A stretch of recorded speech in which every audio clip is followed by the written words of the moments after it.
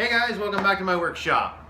Today I got a forged a bottle opener for a good friend of mine, known her for a long time, and offered to give her one in exchange for some garden stuff she's sending this way. And I said, what kind of bottle opener do you like? And she said, I don't know, surprise me.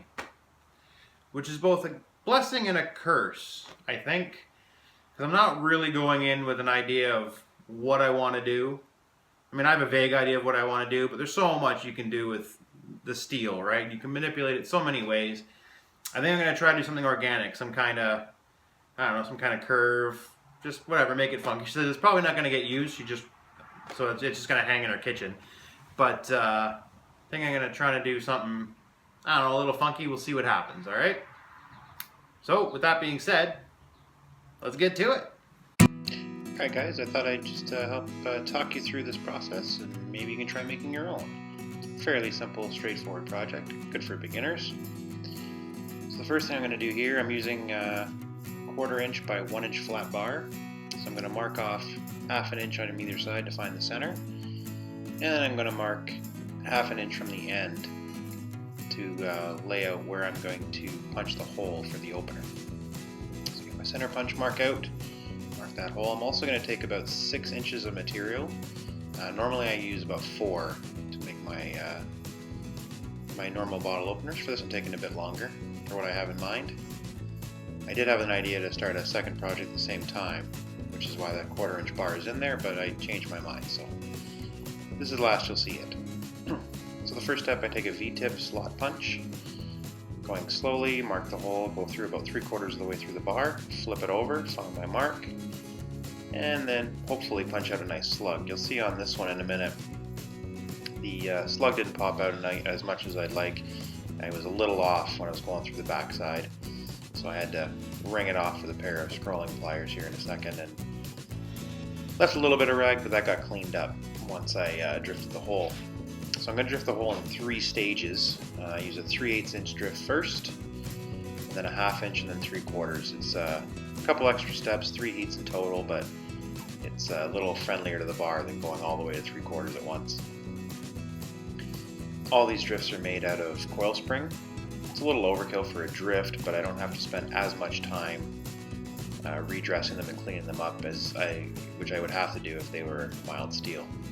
So the 3/4 there, you see I start in the Pritchell hole and then move over to the Hardy as it's wider than my Pritchell. I think my Pritchell hole is 5/8, I believe, in this anvil. Next I'm going to work the bottle opener end. You want that to be open up to about a 1 inch diameter. You can see I'm kind of fighting the material here. The parent bar is about 4 feet long, and it doesn't allow me to move it over the horn all the way around to both sides as much as I would like. And then bring it back to the face of the anvil, check it flat.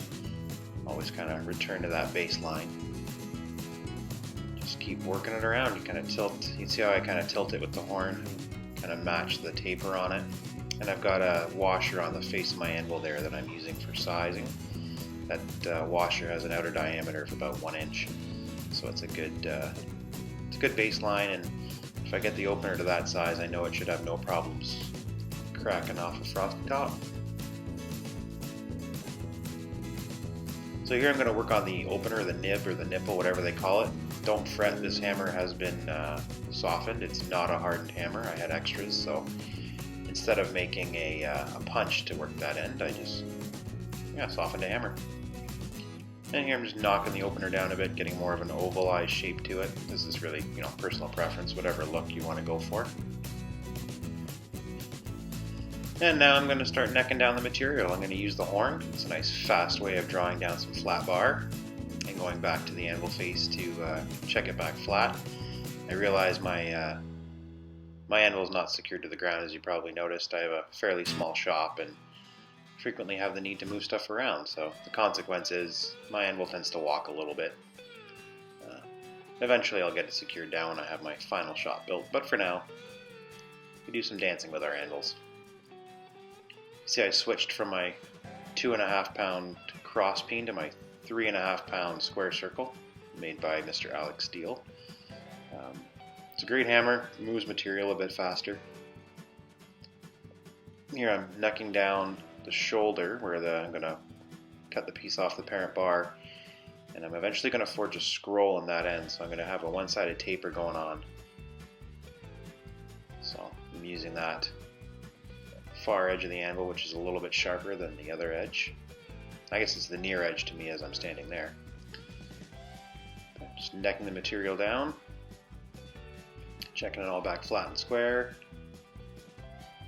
And next heat, oh, not next heat, heat after this, I'm going to cut the piece off the parent bar with my Hardy cut, or my hot cut Hardy, sorry.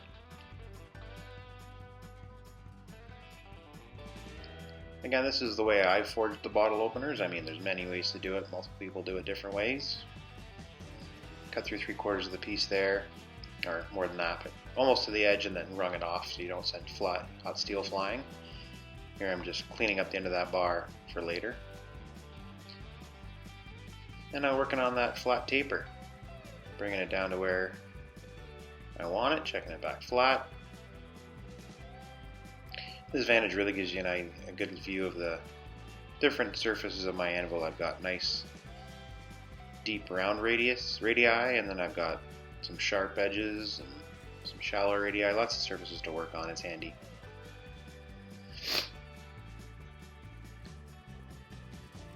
Here I am knocking the corners back on the edge of the handle. So last time I'm going to have the whole piece straight like this, so take advantage of it while I can. Give it a brush and I'll start working the scroll. Rolling it over, roll it back towards myself. Checking it back flat. Moving on. Just quench the tip off to roll it. Rolling it back kind of towards myself, and it's about this point I realized I goofed. I rolled the scroll the wrong way. I was kind of going for a spiral. So undo it, fix it all up, and we'll try it again next heat. One of the nice things about steel: heat it up, fix it, try again. Then I'm just going to try to get that an more even scroll out of this.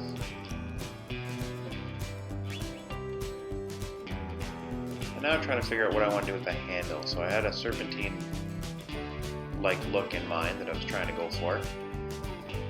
The tongs I'm using, these flat bit, they're actually Farrier tongs, I believe, aren't ideal for this. You can see the bottle opener hopping around on me.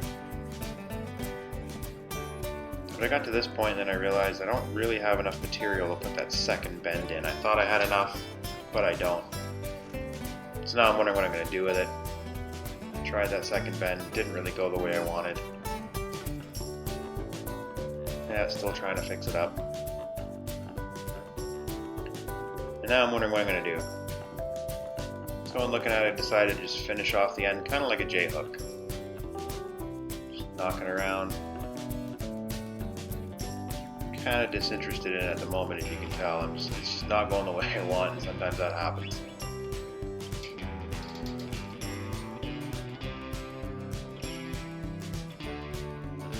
But take it to the anvil, finish, kind of get it more of a round shape to it.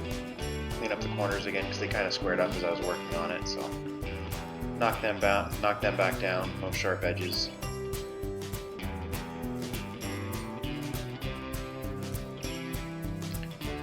And for what it is, it's kind of where I decided to leave it.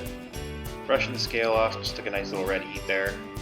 Kind of clean it up. I'm going to have to take a wire wheel to it and knock some more of this more stubborn scale off. My forge tends to oxidize a fair bit. But there she is. Here's the finished bottle opener. Well, not finished. I have to still put a beeswax coating on it, but it's gotten wire brushing.